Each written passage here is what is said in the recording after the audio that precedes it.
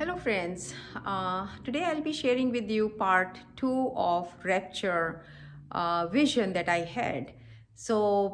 In this, I will share with you the audible voice that I heard, what the Lord was talking to me about the rapture. But before that, I would just like to bring your attention to Luke 17. And Luke 17, if you see from verse 26 onwards, you will see it is talking about that Jesus is saying, it's all in red lines. Jesus is saying, as was in the days of Noah, so shall also be when the Son of Man comes. And then he further went down what was happening at that time. And he was saying that the people were partying, marrying, doing other regular kind of chores. And also then he goes to Lot, that during the time of the Lot, and what was happening at that time. So he said exactly when those things will be happening, that is when he will come back. And now, but let's go to Genesis 6. Genesis 6 also talks about Noah.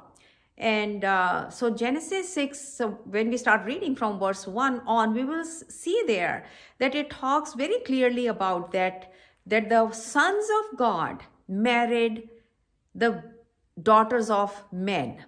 And there, as a result, giants were produced.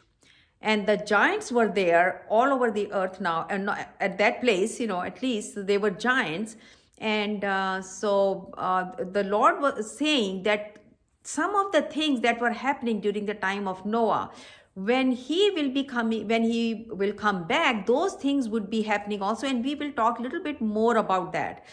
So, like we just saw during the time of Noah in Luke 17, and what was there regular, things were happening, people giving in marriages, marrying wives and all of those kind of things. And same happens with us. We get up, we have our breakfast, we go out to work, we come back, we go to stores and we talk and we watch TV. So we do certain things, but we do not pay attention or do not have a separate time for the Lord that on a daily basis. Because like I said in one of my previous videos, the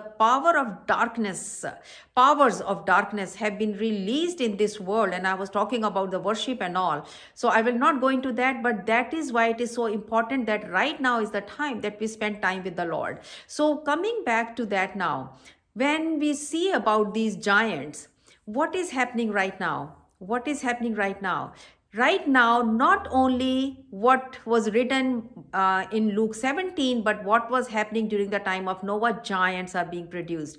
Because the big, large, well-developed nations, using their artificial intelligence, they are developing. Because giants in the Hebrew were called the Nephilim. So right now, they are producing Nephilim hybrids.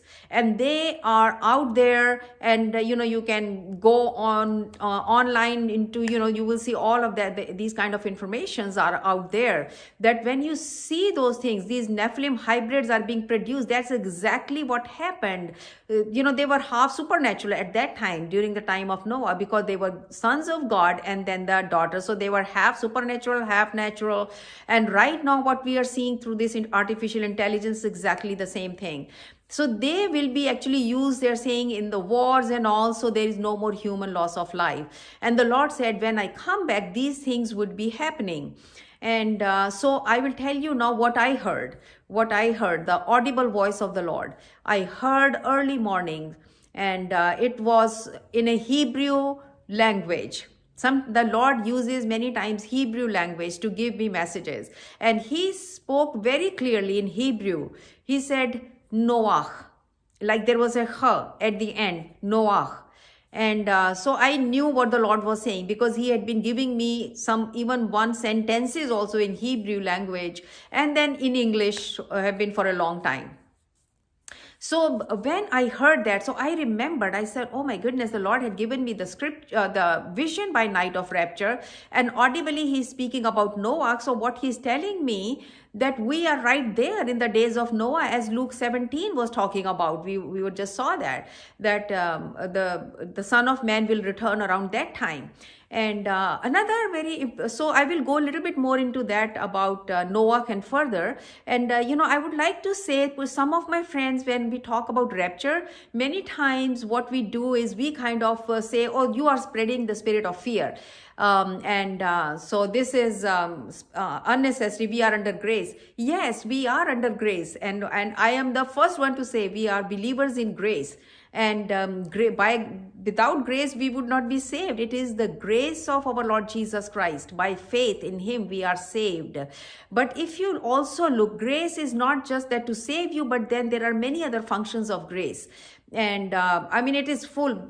If you read very carefully all the epistles, you will see Paul has filled it with what grace does.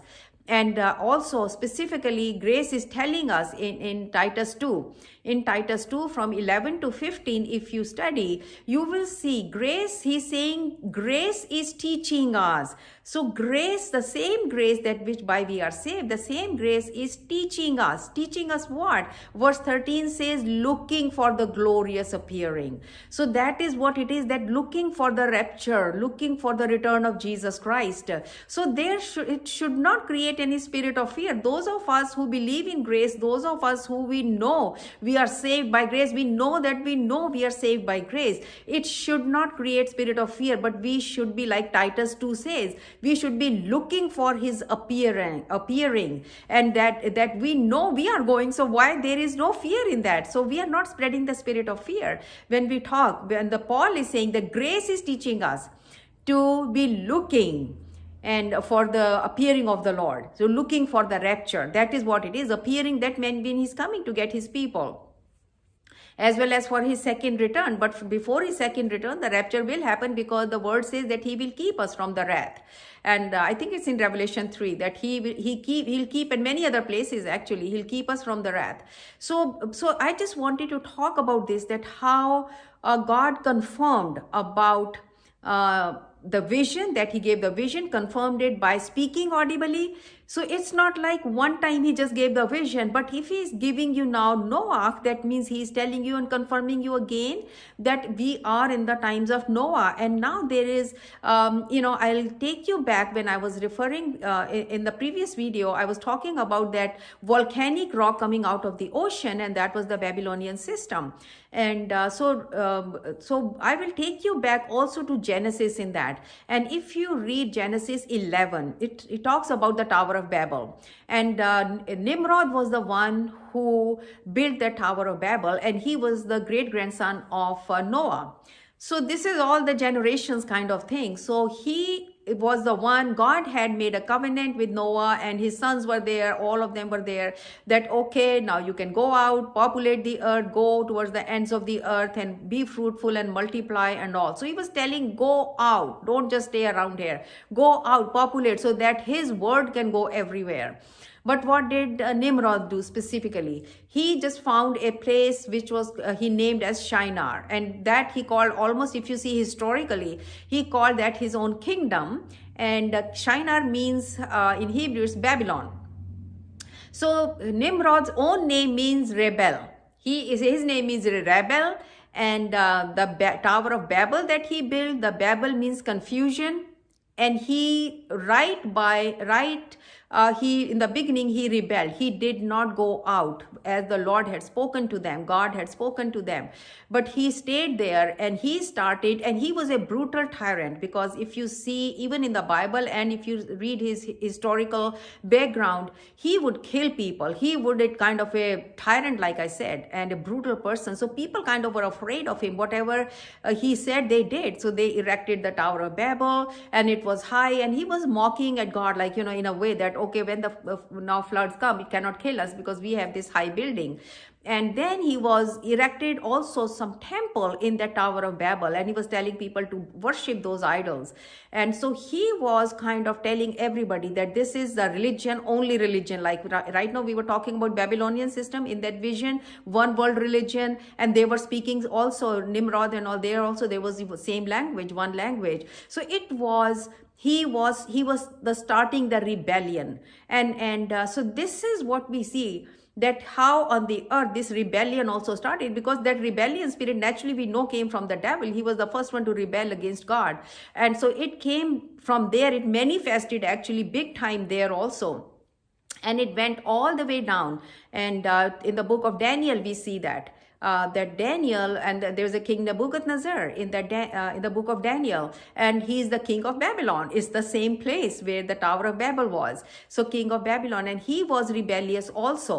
He was rebellious also. So this is that spirit was going from all of those places, from one place to another place. So what we see here is that the spirit of rebellion is traveling. The spirit of rebellion is traveling. And now that spirit of rebellion is not only confined to that part, but it has gone all over the world. It came into all those nations. You know, the Babylon was taken over by Persians. Persians were taken over by Grecians. Grecians were taken over by Grecians were taken over by the Romans, and then the revived Romans, it was said, would come. And in the revived Romans, we see the European Union is there, and they are right now talking about that we need to do is that one world religion, one world government, and one world, and that is what the Babylonian system is. So we are right now in that time. So we have to be so careful what we do, what we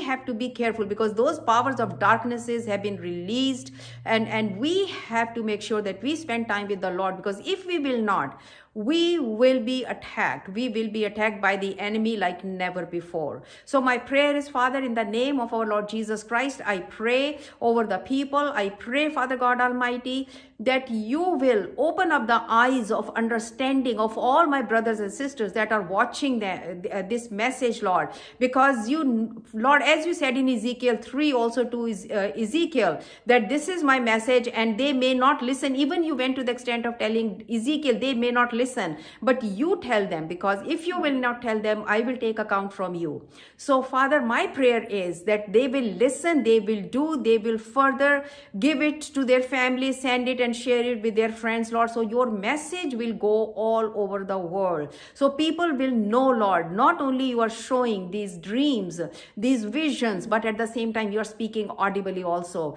I heard another audible word confirming the rapture, which I will maybe sharing next time, and maybe tie it with the statue of this King Nebuchadnezzar, and we will talk about maybe then. So my prayer, as I said, is that you will all hear with your spiritual ears, take it in your heart, and help the Lord.